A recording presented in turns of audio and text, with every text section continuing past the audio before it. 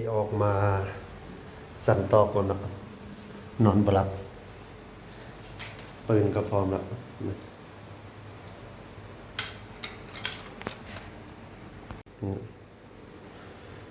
จับกอง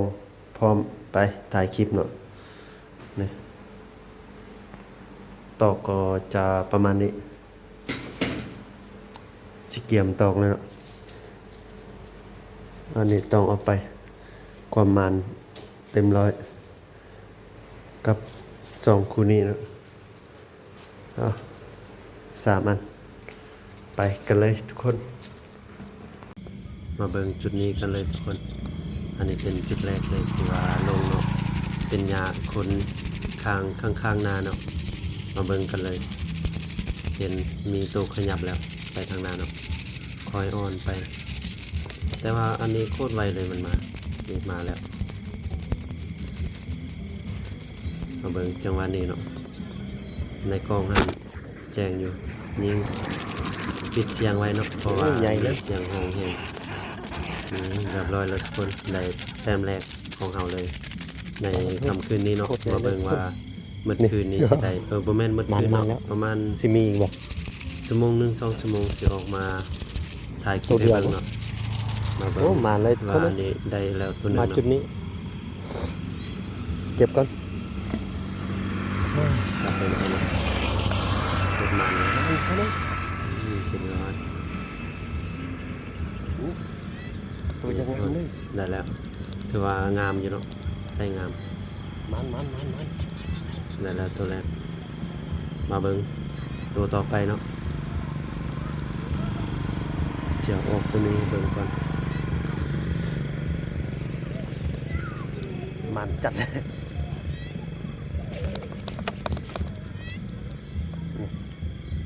ตัวแรกของเรา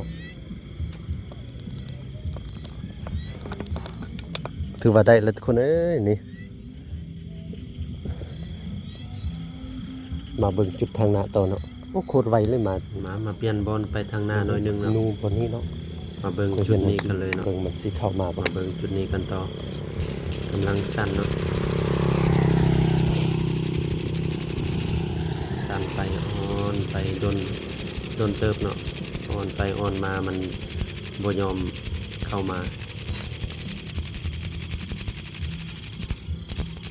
สั่นไปถือว่าโดนแล้วบ่นี้มันขยับอยู่เนาะแต่ว่ามันบ่ยอมมาใกล้เพราะว่ามีเสียงรถมาตลอดมันยานแน่แสงไฟแถวนี้มันแจ้ง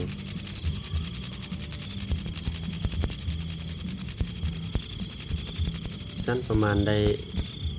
น่าจะ10 กว่านาทีเนาะมันบ่ยอมออกมาเลยตัดคลิปแล้วก็ที่นำมันนี่จากนี่เนาะแล้วก็มันไปทางนั้นเลยนำยิงมัน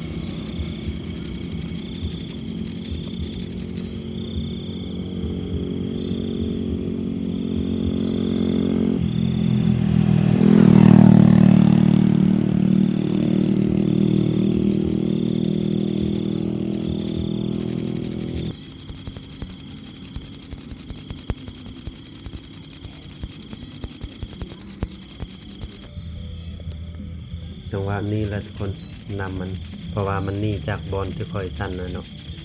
นี่มันมาอยู่จุดนี้มาเบิ่งกันเลยเนาะ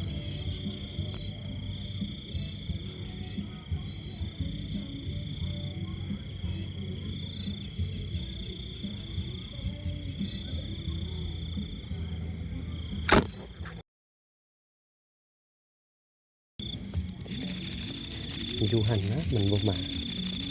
สิมาบ่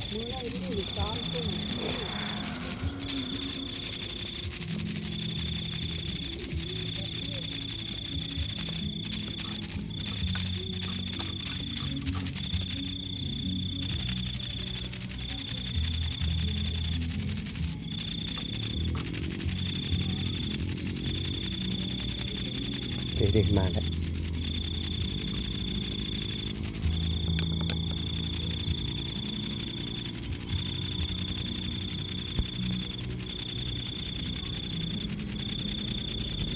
จะออกมาทางใด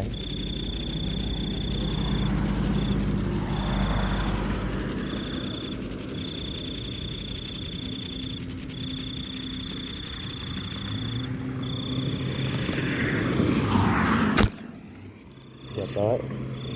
อ้ได้3แต้มแล้วอยู่นี่บ่มีละหนูน้อยหนูใหญ่อันนี้มาเบิ่งกันทุกคน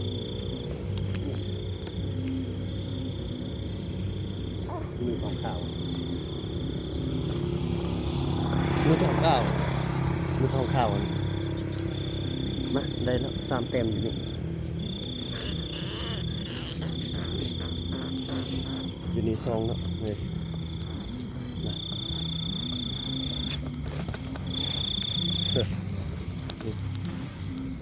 นี่จุดเดียวเลยมาเบิ่งนำกันหน่อยจุดเดียวเนาะนี่1 2 3แต้มมาเก็บก่อนทุกคนแล้วก็เบิ่งกันต่อเนาะ